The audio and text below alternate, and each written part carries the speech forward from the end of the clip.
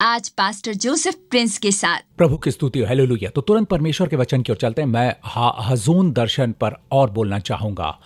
तो ऐसा करते हैं, यशाया 1:1, आमोस के पुत्र यशायाह का दर्शन, जिसको उसने यहूदा और यरूशलेम के विषय में पाया। अब ये शब्द पाया वो हजून की क्रिया है। हजून परमेश्वर की ओर से दर्शन है। क्यों? हजून एक संज्ञा है और उसने एक दर्शन पाया। हजून, जैसा आपने देखा, संज्ञा है। यशाया का दर्शन जो यशाया ने पाया, ये पाया यहां क्रिया है और वो शब्द है चाजा। चाजा, हजून, वे सब एक ही मूल शब्द है। आमीन। हजून चाजा की व्युत्पत्ति से आता है। आमीन, आमीन। हजून संज्ञा है, चाजा क्रिया है। आमीन। हजून जिसे यशाया चाजा ने देखा।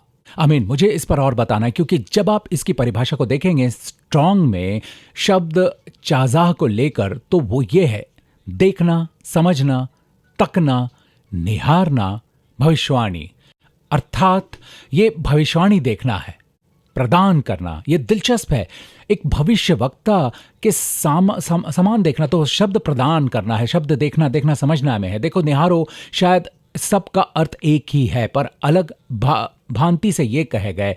पर भविष्यवाणी वास्तव में एक अंतर्दृष्टि है, किसी प्रकार से देखने की। यह भविष्यवाणी देखना है अक्सर भविष्य को, या अक्सर परमेश्वर की बुद्धिमानी और योजना को, जो परमेश्वर ने हमें भविष्य वक्ता के समान देखने को दी है। और यह शब्द नियुक्त करना भी है। क्या आपको यहां शब्द नियुक्त करना दिखा? तो दूसरे शब्दों में, आपको परमेश्वर से मिले दर्शन में, आपके दर्शन में आपका प्राविधान है। आमीन। यदि आप निर्गमन 18 को देखते हैं, यहां निर्गमन 18 में कहा गया है, फिर तू इन सब लोगों में से ऐसे पुरुषों को छांट ले जो गुणी और परमेश्वर का भय मानने वाले, सच्चे और अन्याय के लाभ से घृणा करने वाले हों, और उनको 1000-1000, 100-100, 50-50 और 10-10 मनुष्यों का प्रावधान नियुक्त कर दे। मूसा को यह सलाह दी गई, और यह नेतृत्व के लिए एक शिक्षा है, जिस प्रकार के अगुए हमें नियुक्त करने हैं। क्यों? पर इस शब्द को देखें, फिर तू नियुक्त कर दे। नियुक्त कर दे ही वो शब्द चाजा है। चाजा, फिर तू नियुक्त कर दे। यूं के अनुवाद में है, तू जो नियुक्त करेगा। नियुक्त करना चाजा शब्द है। आमीन, आमीन। तो देखें, जैसे आज हमारी अंग्रेजी भाषा में हम इस तरह से बोलते हैं, मुझे कुछ मूल लेने की ज़रूरत है। मैंने कहा, इसकी चिंता ना करो, मैं इसे देख लूंगा। इसका अर्थ क्या है? मैं इसे देख लूंगा, मैं तुम्हारे लिए नियुक्त करूंगा, मैं निश्चय करूंगा ऐसा हो जाए। आमीन। इसकी चिंता ना करो, मैं इसे देख लूंगा। तो जब प्रभु इसे देख लेता है, तो इसका अर्थ है इसका प्राविधान होगा। आपका प्राविधान दर्शन में है। आमीन। आपका प्राविधान दर्शन में है। उस दर्शन में जो परमेश्वर आपको देता है। आमीन। आपको दिखाता हूं कि, क्योंकि ये इसका समझना बहुत जरूरी है। आमीन।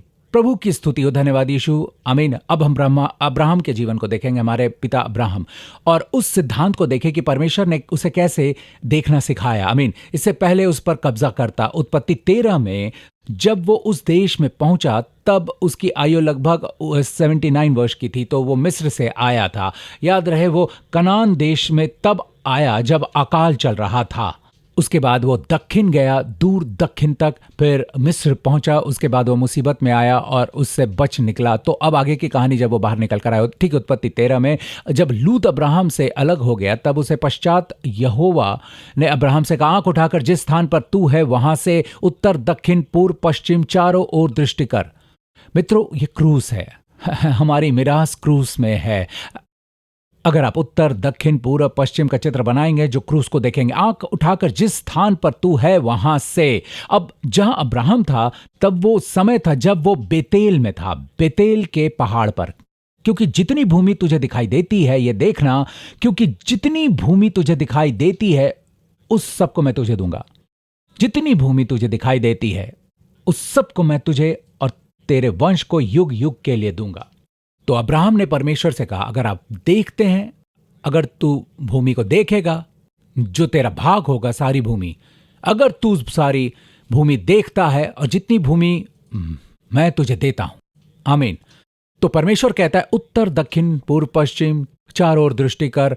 और परमेश्वर ने कहा, जितनी भूमि तुझे दिखाई देती है, उस सब को मैं तुझे और तेरे वंश को युग युग के लिए दूंगा। और मैं तेरे वंश को पृथ्वी की धूल के किनकों की नाई बहुत करूंगा। अब देखिए, पृथ्वी की धूल के किनकों की नाई, इसे ध्यान में रखना। मैं तेरे वंश को पृथ्वी की धूल के किनकों को गिन सकेगा, वहीं तेरे वंश भी गिन सकेगा, वहीं तेरे वंश भी गिन सकेगा। उठ, इस देश की लंबाई और चौड़ाई में चल फिर, क्योंकि मैं उससे तुझी को दूंगा। अब देखो, परमेश्वर ने उससे कहा, उठ, इस देश की लंबाई और चौड़ाई में चल फिर, क्योंकि मैं उसे तुझी को दूंगा। पता है, कई वर्ष पहले जब मैंने ये पढ़ा था, शायद मैं उस समय किशोर था जब मैंने ये भाग पढ़ा, और मैंने सोचा, वाह, अब्राहम को चलना फिरना था।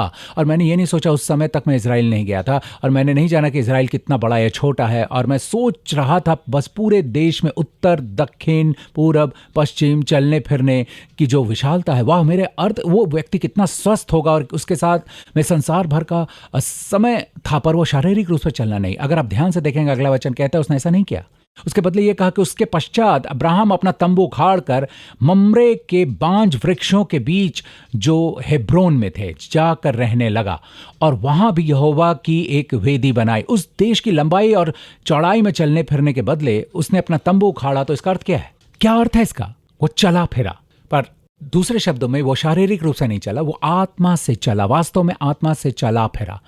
और बेतेल पर्वत की ऊंचाई से उसने देखा, और वैसे भी अगर आप बेतेल पर्वत पर चढ़ेंगे तो आप किसी भांति उत्तर की ओर नहीं देख पाएंगे, और फिर दक्षिण की ओर, पूरा पश्चिम को भूल ही जाइए। पर सच ये है, वो उसे भविष्यवाणी की दृष्टि में देखने लगा, वो उसे उस दृष्टि से देखने लगा जैसा परमेश्वर ने उसे दिखाया। और प्रभु कहता है, जितनी भूमि तू देखता है वो तेरी है। तो यहाँ एक सिद्धांत है, अगर आप उसे देखते हैं, आमीन, वो आपको दे दिया गया। आमीन, आपका प्राविधान दर्शन में है। हालेलुया, प्रभु की स्तुति हो हमारे जीवन में। आमीन। कई एक समय, इससे पहले कि हम ऊंचे स्तर पर चलें, जीवन एक नए स्तर पर, आमीन, हमें विश्वास करना है। हम एक बार इसके इर्द गिर्द बाड़ लगा सकते हैं। जब हम छोटे थे, स्कूल में थे, हम सोचते थे महीने में $1000 की तनख्वाह बढ़िया है। हम बहुत खुश होते थे कि वाह, ये तो बहुत ही अच्छा है। पर पता चला हमारा दर्शन बढ़ने लगा। वैसे 1000 उतना बड़ा नहीं है, उसके संदर्भ पर निर्भर है कि आप कहाँ हैं, आमीन, और किन किन चीज़ों की आपको ज़रूरत है। पर आगे समय के साथ आप समझने लगते हैं। पर ऐसा होता है कि आपका दर्शन काफ़ी बड़ा हो जाता है इससे पहले कि आप उस स्तर तक पहुँचे। पर क्या आपका जीवन वहाँ है जहाँ आप स्वयं को यह करता देखते हैं? एक समय आप कल्पना नहीं कर सकते, एक बच्चा होकर कार चलाते हुए, या न सोचो ये आप अलग अलग गियरों को जान लोगे और जो विभिन्न चीज़ें हैं। पर देखो, जब आप इसमें जाने से पहले बड़े हो जाते हैं, आई मीन, परमेश्वर का दर्शन आपको बड़ा कर देगा, क्योंकि परमेश्वर का दर्शन समय और स्थान से परे है। वो आपको वहाँ होने को बुलाता है, और जब आप उसकी ओर चलते हैं तो आपको प्रशिक्षित करता है। आमीन, प्रभु की स्तुति हो, धन्यवाद यीशु। तो अब्राहम, जितनी भूमि उसने देखी, आमीन, परमेश्वर ने कहा, मैं तुझे देता हूं। इसके पश्चात अब्राहम ने अपना तंबू हेब्रोन के मामरे में लगाया। और बड़ा दिलचस्प, ममरे का अर्थ है बल या मोटापा, और हेब्रोन का अर्थ है संग, और यहां प्रभु के साथ संगति। पता है, शब्द हेब्रोन आता है मूल शब्द शावर से। शावर वो है जहां से आपको ये शब्द शबुरा मिलता है। उसके शबुरा से, उसके कूड़े खाने से हम चंगे हुए। अब मुझे पता चला शबुरा कूड़े को संदर्भित करता है। वास्तव में कूड़े पर शबुरा अत है शब्द शावर से, जिसका अर्थ है गठबंधन, मित्रता। आमीन, हम इसे यूं कह सकते हैं, हम उसके कूड़े खाने से चंगे हुए जी। पर यीशु के साथ हमारे गठबंधन द्वारा भी, यीशु से हमारी मित्रता द्वारा, यीशु से हमारे संपर्क द्वारा हम चंगे हुए। आमीन। एक दिलचस्प शब्द है हेब्रोन। तो अब्राहम ने अपना तंबू उखाड़ा। याद कीजिए, मैंने आपको बताया था कि परमेश्वर ने उससे कहा कि वो उसके वंश को पृथ्वी की धूल के किनकों की नाई बहुत करेगा, है ना। अब हम उत्पत्ति 15 पर चलते हैं। अब अब्राहम 84 वर्ष का हो गया है। इन बातों के पश्चात यहोवा को ये वचन दर्शन में अब्राहम के पास पहुंचा कि हे अब्राहम, मत डर, तेरी ढाल और तेरा अत्यंत बड़ा फल मैं हूं। अब्राहम के उत्तर को देखो, प्रभु परमेश्वर, तू मुझे क्या देगा? मैं तो निर्वंश हूं, और मेरे घर का वारिस ये दमिश्कस वासी एलिएजर होगा। तो देखो, परमेश्वर ने उसे क्या कहा? तेरी ढाल और तेरा अत्यंत बड़ा फल मैं हूं। उसका उत्तर था, पर तू मुझे क्या देगा? तो परमेश्वर समझ गया कि अब्राहम अविश्वासी की स्थिति में है, और परमेश्वर को उसमें अपना विश्वास डालना था। तो परमेश्वर ने क्या किया? तो परमेश्वर ने अब्राहम से यह कहा, और परमेश्वर ने अब्राहम को बाहर ले जाके कहा, आकाश की ओर दृष्टि करके तारा गण को गिन। यहाँ जो शब्द वर्णन है वो गिनना या बताना, कथा सुनाना। और मेरे पास एक संदेश है कि अब्राहम जहां था, परमेश्वर ने सुसमाचार की कथा तारा गण में बता दी। ये अपने में एक और संदेश है। और शब्द गिनना वही है जो भजन संहिता 19 में है, जहां कहा है आकाश महिमा का सफर कर रहा है। इब्रानी में वर्णन करना या गिनना या की कथा सुनाना, तो ये दोनों ही है मेरे मित्रों, यहाँ दोनों ही है। तारागण का वर्णन करना या तारागण की कथा सुनाना। तारागण में सुसमाचार की कथा, ये ज्योतिष विद्या नहीं है, ये सुसमाचार की कथा है कि परमेश्वर ने उस उद्देश्य से तारागण बनाए, ज्योतिष विद्या ने उसे भ्रष्ट किया है। आमीन। हमें तारों को देखकर अपने भाग्य को नहीं जानना है, ये जानने की हमारे जीवन को कैसे नियंत्रण में रखें, हमें उसे देखना है जिसने तारागण बनाया, कि हम अपने जीवन नियंत्रण में रखना सीखें। आमीन। तो आज हम प्रभु को उसके वचन में खोजते हैं। आमीन। पर तब उसके पास बाइबल नहीं थी, तो अब्राहम के विश्वास को विकसित करने परमेश्वर ने उसे बाहर ले जाके कहा, आकाश की ओर दृष्टि करके तारा गण को गिन या इब्रानी में कथा सुना। पर वैसे भी गिनना भी सही है। तो दोनों प्रकार से परमेश्वर कहता है, कथा सुना तारागण की और उन्हें गिन। फिर उसने उससे कहा, तेरा वंश ऐसा ही होगा। और यहां तेरा वंश हमारा प्रभु यीशु मसीह है। ये एक वचन है जिसका अर्थ है मसीह, और मसीह में हम सब हैं। पर उसके बाद भी परमेश्वर ने कहा कि तारा गण को गिन। तो मैं मानता हूं, शुरू में मैंने आपसे याद करने को कहा था कि उत्पत्ति 13 में परमेश्वर कहता है कि मैं तेरे वंश को पृथ्वी की धूल के किनको की नाई बहुत करूंगा। और यहां आप तारागण की बात करते हैं। अगर आप उनको एक साथ कर देते हैं तो ये बड़ा दिलचस्प होगा, क्योंकि यहां दिन और रात आते हैं। दिन में परमेश्वर ने उसके विश्वास में मदद की। जब भी आप पृथ्वी की धूल के किनको को ओर देखते हैं और इजराइल जाते हैं, आप मध्य पूर्व में जाते हैं, वहां बहुत धूल होती है हर जगह। और परमेश्वर कहता है इधर उधर देख, और वहां अपने आप से कहता है, परमेश्वर ने मुझसे कहा कि जब भी महीन धूल के किनको को देखूं, याद रखूं कि ये मेरे वंशज हैं। आमीन। मेरे यहाँ संतान होने वाली थी, और उस समय वो और उसकी पत्नी बांझ थी, वो हमेशा से बांझ थी। और अब वे दोनों बूढ़े हो रहे थे, और फिर भी और उनकी संतान नहीं थी। इसीलिए वो कहता है, मैं तो निर्वंश हूं। वो गलत देख रहा था। उसने परमेश्वर से कहा, सो तू मुझे क्या देगा, सो तू मुझे क्या देगा। और परमेश्वर को अब्राहम की दृष्टि बदलनी पड़ी। परमेश्वर कहता है, मैं उसे देखने के लिए सहायता दूंगा। आमीन। तो देखने की सहायता पाइए। आमीन। आपकी दृष्टि को मदद देने। पता है, वहां संसार आपको हमेशा बुरा समाचार देता है। पता है, 5 स्त्रियों में से एक वे इस योग्य नहीं है। पता है, उनमें से एक, और हर वर्ष आप यही बुरा समाचार सुनते हैं। यहां तक कि स्वास्थ्य संबंधित रिपोर्ट भी स्वास्थ्य को लेकर नकारात्मक होती है। और मैं समझता हूं उन्हें दूसरा पक्ष बताना पड़ता है इत्यादि। पर कई बार दूसरे पक्ष ध्यान का केंद्र बन जाते हैं, और सकारात्मक की तुलना में उससे अधिक प्रकट हो जाता है। आमीन। तो आपको सकारात्मक कहां से मिलता है? आपको परमेश्वर का दर्शन कहां से मिलता है? उसके वचन में। आमीन। आपको अब्राहम के समान नहीं बनना। तारागण को देखो। और पता है, उस समय अब्राहम के पास साथ ले जाने को पुस्तक नहीं थी, उसके पास ले जाने के लिए बाइबल नहीं थी। उसके जीवन से बाइबल उत्पन्न होने लगी। आमीन। ताकि हम उसे पढ़े। वास्तव में जब आप भजन संहिता 19 पढ़ेंगे, स्पष्टता से कहती है, वहीं तो तारागण और सूर्य और चंद्रमा और आज जो आकाश में है, प्रभु की व्यवस्था परिपूर्ण है। जब आप भजन संहिता 19 वचन 1 पढ़ते हैं, वो कहता है, आकाश परमेश्वर की महिमा वर्णन कर रहा है। वही शब्द सफर परमेश्वर की महिमा वर्णन कर रहा है, और आकाश मंडल उसकी हस्तकला को प्रकट कर रहा है। दिन से दिन बातें करता है, और रात को रात ज्ञान सिखाती है। दिन से दिन का अर्थ क्या है? सूर्य परमेश्वर की बातें करता है, और रात तारागण। आमीन। आकाश गंगाएं वे ज्ञान सिखाती हैं। परमेश्वर की स्तुति हो। आकाश गंगाएं वे ज्ञान सिखाती हैं। प्रभु की स्तुति हो। और हाँ, तब मनुष्य ये सीखता था कि मेरा अर्थ अपने परमेश्वर के बारे में जाना। जब ऊपर देखा कि वो एक सृष्टि करता है, वो जान गए कि यहाँ सारी चीज़ें संजोग नहीं है। आमीन।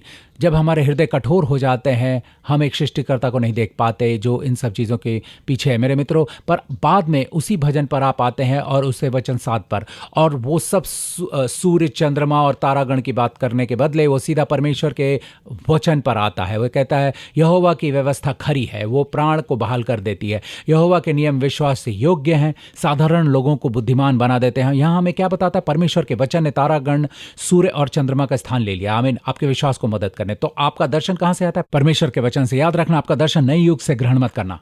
पत्रिकाओं से अपने दर्शन प्राप्त मत करना और ये मत करना कि मुझे BMW चाहिए, मुझे ये चाहिए, मुझे रोल्स रॉयस चाहिए। तो यहाँ आप वहाँ एक चित्र लगाते हैं। परमेश्वर ने कभी ये वादा नहीं किया वो आपको एक रोल्स रॉयस देगा। पर समझे मित्र, वहाँ भजन संहिता 1:3 का चित्र लगा सकता है। वह एक उस वृक्ष के समान है जो बहती नालियों के किनारे लगाया गया है और अपनी ऋतु में फलता है। अपने आप को नदियों के संगम से घिरा हुआ देखें। आमीन। सारा समय तरोताज़ा रहकर, आमीन। आप कभी नहीं सूख पाओगे, आमीन। यहाँ लिखा है और अपनी ऋतु में फलता है और जिसके पत्ते कभी मुरझाते नहीं, इसीलिए जो कुछ वो करे वो सफल होता है। तो यहाँ आपका हुजून दर्शन है। हम परमेश्वर के वचन से हमारा हुजून दर्शन पाते हैं। आमीन। शारीरिक भौतिकवादी या नए युग के विचारों में न पड़ते हुए हमें अपने विश्वास का चित्र परमेश्वर के अपने वचन में खोजना है। आमीन, आमीन। अब हम चलते हैं उत्पत्ति अब 17 पर। अब्राम अब 99 वर्ष का हो गया है। अब इब्राहिम 99 वर्ष का हो गया है। 99। अब याद कीजिए, जब परमेश्वर ने सबसे पहले उसके वंश को धूल के किनको समान बढ़ने की बात की, जितनी भूमि तू देखता है, उत्पत्ति 13 में, तब 79 का था, 20 वर्ष पहले। अब वो 99 का है। उसके यहाँ संतान नहीं हुई, पर 1 वर्ष के अंदर उसकी संतान आएगी। तब यहोवा ने उसको दर्शन देकर कहा, मैं सर्वशक्तिमान ईश्वर हूं, जो वास्तव में इब्रानी में मैं हूं एल शदाई है। मेरी इस उपस्थिति में चल और सिद्ध होता जा। परमेश्वर ने कहा, देख मेरी वाचा तेरे साथ बंधी रहेगी, इसीलिए तू जातियों के समूह का मूल पिता हो जाएगा। सो अब से तेरा नाम अब्राम न रहेगा, परंतु तेरा नाम अब्राहम होगा। अब्राम का अर्थ है ऊंचाई। अब्राम का अर्थ है जातियों का पिता, क्योंकि मैंने तुझे जातियों के समूह का मूल पिता ठहरा दिया है। और परमेश्वर ने एक हे लगाया, जो परमेश्वर ने अपने नाम से इब्रानी अक्षर है। परमेश्वर ने अब्राहम में हे लगाया। वास्तव में अगर आप पढ़ते रहेंगे, परमेश्वर अपने हे भी लगाया। परमेश्वर के 2 हे हैं, यहवे युद्ध है वहवे। परमेश्वर ने अपने हे अब्राहम में जोड़ा और अब्राहम बन गया अब्राहम जातियों का पिता। परमेश्वर ने अपना दूसरा हे, और जिस प्रकार हे कहते हो, हे पर सांस छोड़ते हो, परमेश्वर ने हे कहकर सारे में सांस छोड़ी और सारे सारा बन गई, एक रानी, एक राजकुमारी। हालेलुया, प्रभु की स्तुति हो। और 1 वर्ष में एक संतान जन्मी। तो दूसरे शब्दों में परमेश्वर ने उसके अंगीकार को बदल दिया। परमेश्वर ने उनके कहे शब्दों को बदल दिया, जिनसे वे अब एक दूसरे को बुलाते हैं। सारा उसे जातियों के समूह का मूल पिता कहेगी जब वो खेतों से लौटेगा और भोजन परोसा जाएगा। जातियों के समूह का मूल पिता, तेरा भोजन तैयार है। और सारे पड़ोसी सोचेंगे, वाह, उनकी कोई संतान भी नहीं है, पर वो जातियों के समूह का मूल पिता है। कल्पना करो, जातियों के समूह का मूल पिता, जातियों के समूह का मूल पिता। और पता है, मैं ये नहीं कहता सारा के द्वारा जन्मी संतान, उसके यहाँ हाजिरा से बच्चा जन्मा था, पर वो सारा से नहीं। पर यहाँ सारा उसे जातियों के समूह का मूल पिता कहती है। परमेश्वर हमारे विश्वास को बदल रहा है, जिसका संबंध हमारे शब्दों से है। परमेश्वर उसके शब्दों को बदल रहा है। बाइबल कहती है हमारे अंदर वही विश्वास का आत्मा है। मेरा विश्वास है और इसलिए मैं कहता हूं, हम भी विश्वास करते हैं और बोलते हैं। कई समय बोलो और इस भाग पर जरा बड़ा जोर दिया जाता है, हमें देखने के उस भाग को भूल जाते हैं। देखो, जब वो 79 वर्ष का हुआ, जब परमेश्वर ने उससे कहा, मैं तेरे वंश को पृथ्वी की धूल के किनको की नाई बहुत करूंगा, तब वो उस समय केवल 79 वर्ष का था। परमेश्वर ने उसके शब्दों को बदल दिया। तो परमेश्वर ने उसके शब्दों को बदलने से पहले उसके दर्शन को बदल दिया। परमेश्वर चाहता है हम अधिक से अधिक देखें, कुछ भी कहने से पहले तो ये होगा सच में। जब उसने कहा, ऐसा होने में कितना समय तक वो बोलता रहा, अगर हिसाब लगाए 1 वर्ष तक, जिसमें 12 महीने, क्यों, तो वो 99 वर्ष का था। और हम जानते हैं वो बच्चा आ गया जब वो लगभग 100 वर्ष का हुआ। तो आप 9 महीने गर्भधारण को ले लीजिए, ठीक है। तो 12 में से 9 महीने तो बचते हैं 3 महीने। तो उसका नाम अब्राम से अब्राहम में बदलने के 3 महीने, जब उसने स्वयं को लेकर अपने शब्द बदले, मैं जातियों के समूह का मूल पिता हूं। जब भी वो अपना परिचय देता, मैं जातियों के समूह का मूल पिता हूं, यह राजकुमारी है, आमीन आमीन, उससे राजा जन्म लेंगे। प्रभु की स्तुति है, उसने अपने शब्द बदल दिए। पर देखो, सकारात्मक शब्द 3 महीने तक बोले गए, प्रभु की स्तुति हो। पर उससे पहले 20 वर्ष पहले परमेश्वर ने कहा था, मैं तेरे वंश को पृथ्वी की धूल के किनको की नाई बहुत करूंगा। और जब भी वो धूल को देखता, परमेश्वर ने उसके शब्दों से पहले उसके दर्शन को बदल दिया। क्या आप ये देख रहे हैं? वो 84 वर्ष का था, जो 99 से 15 वर्ष पहले हुआ। सही, ठीक है। तो परमेश्वर कहता है, तारागण को देख। तो परमेश्वर, उसका मन बदल रहा, उसका मन बदल रहा। उसने पूरी तरह से विश्वास नहीं किया था, पर जब परमेश्वर ने उसका मन बदल दिया, उसका मन दर्शन से भर गया। वो जातियों का मूल पिता है। उसके बाद परमेश्वर ने उसके शब्द बदले, और केवल उसके शब्द ही बदले। क्यों? उसने केवल 3 महीने तक अलग अलग बात की। और फिर बच्चे का जन्म हुआ। हालेलुया। और रोमियो 4 में बाइबल कहती है वो जो 100 वर्ष का था अपने मरे हुए से शरीर और सारा से गर्भ की मरी हुई किसी दशा जानकर भी विश्वास में निर्बल न हुआ, और वो अविश्वासी होकर परमेश्वर की प्रतिज्ञा पर संदेह किया, पर विश्वास में दृढ़ होकर परमेश्वर की महिमा की, और निश्चय जाना कि जिस बात की उसने प्रतिज्ञा की है वो उसे पूरा करने को भी सामर्थ्य है। तो आपने देखा, पता वो बच्चा जन्म लेता है जब वो 100 वर्ष का हुआ। तो प्रभु की स्तुति हो, दे और ले आमीन। सारा के गर्भधारण के 3 महीने पहले परमेश्वर ने उसके शब्द को बदल दिया। अर्थात हम अपने शब्दों पर बहुत जोर देते हैं, लेकिन परमेश्वर हमारे देखने पर जोर देता है। आपके बोलने से पहले आपको दिख जाता है। सही है। यीशु ने कहा, भला मनुष्य अपने मन के भले भंडार भली बातें निकालता है, और बुरा मनुष्य अपने मन के बुरे भंडार से बुरी बातें निकालता है। सही है, क्योंकि जो मन में भरा है वही उसके मुंह पर आता है। आमीन। मन में जो भरा है उससे। आमीन। आप सही चीज कह सकते हैं, पर जब आप उसे अंदर से नहीं देखते, भले आप कहें मैं चंगा हो गया, पर अपने आप को बीमार देखते हैं, आप अपने आप को सारा समय अस्पताल में देखते हैं, और भविष्य का आपके पास एक बुरा दर्शन है, भविष्य के बारे में आपका एक नकारात्मक दर्शन है। मित्र, सबसे पहले आपको अपने मन को बदलना होगा। आमीन। स्वास्थ्य पर जो परमेश्वर का वचन है उससे अपने विचारों, अपने मन को भर लो। संसार रोगों, बीमारियों, महामारियों, बीमारियों, रोगों, बीमारियों, रोगों की खबरों से भरा हुआ है, पर आपको स्वास्थ्य कहां से मिलता है? और पूर्णता भी परमेश्वर के वचन में, और आप जो देखते हैं वो बन जाते हो। प्रभु की स्तुति हो। अगर आपने यीशु को अपना व्यक्तिगत उद्धारकर्ता और प्रभु अब तक नहीं बनाया है तो मैं यीशु को ग्रहण करने में आपसे प्रार्थना करवाऊंगा। और मित्रों, आपने अभी अभी सुसमाचार सुना है कि कैसे क्रूस पर यीशु ने हमारे बदले अपने प्राण त्यागे, उसे मरना पड़ा पापों की क्षमा के लिए, और कोई उपाय नहीं है। परमेश्वर अपनी पवित्रता का समझौता ये कहकर नहीं करता कि लड़के आखिर लड़के हैं, हम तुम्हारे पापों को कालीन के नीचे चीप देंगे। जी नहीं, लोहू के बहाए जाने बिना पापों की क्षमा नहीं है, और मसीह ने बिल्कुल यही क्रूस पर किया। तो मित्रों, परमेश्वर इतना ही कह रहा है, घर वापस आओ, घर वापस आ जाओ। वो परमेश्वर है जिसने अपना पुत्र दे दिया, क्योंकि वो आपसे प्रेम रखता है। आमीन। अगर वो आप हैं तो तुरंत जो मसीह पर अपना भरोसा रखना चाहते हैं, आमीन, तो अभी के अभी मेरे साथ प्रार्थना करो। कहो, स्वर्गीय पिता, तेरा धन्यवाद जो तूने अपना पुत्र यीशु मसीह दे दिया ताकि मेरे पापों के बदले क्रूस पर मरे। तेरा धन्यवाद जो तूने उसे मृतकों में से जिलाया जब मैं उसमें बरी किया गया। धन्यवाद पिता, यीशु मसीह मेरा प्रभु है और मेरा उद्धार करता है, और अब से पिता मैं यीशु को और भी जानने की अपेक्षा रखूंगा, और मेरे प्रति उसके प्रेम को भी यीशु के नाम से। आमीन। मित्रों, अगर आपने ये प्रार्थना की है तो अब आप परमेश्वर के संतान बन गए। बाइबल कहती है, सो यदि कोई मसीह में है तो वो नई सृष्टि है। पुरानी बातें जो आपके अंदर थी बीत गई, देखो वो सब नई हो गई। आमीन। आपके अंदर जो भी है वो नया हो गया। आमीन। और ये बाहर से आपके स्वास्थ्य को भी प्रभावित करेगा। प्रभु की स्तुति हो। अब खड़े हो जाओ मित्रों, मैं आपके लिए आशीष की प्रार्थना करूंगा। आने वाले सप्ताह जो आने वाला है, प्रभु आपको और आपके परिवार को आशीर्वाद दे। आमीन। ईश्वरीय कृपा से, शालोम, शांति से, ईश्वरीय सुरक्षा द्वारा हर एक रोग से बचाए, ईश्वरीय सुरक्षा द्वारा हर हानि दुर्घटना से बचाए, अंधकार की शक्तियों को खतरों से। प्रभु यीशु मसीह के नाम से प्रभु कि आप पर कृपा है, वो आप पर मुस्कुराता है, वो आपके हृदय और मन को हजून दर्शन देता है। बुद्धिमानी का आत्मा और प्रकाशन आप में शक्ति से काम करते हैं। आप यूसुफ समान हो जिसके बारे में सब कहेंगे, क्या हमको ऐसा पुरुष जैसा ये है, क्या ऐसी स्त्री जिसमें परमेश्वर का आत्मा रहता है? मिल सकेगा?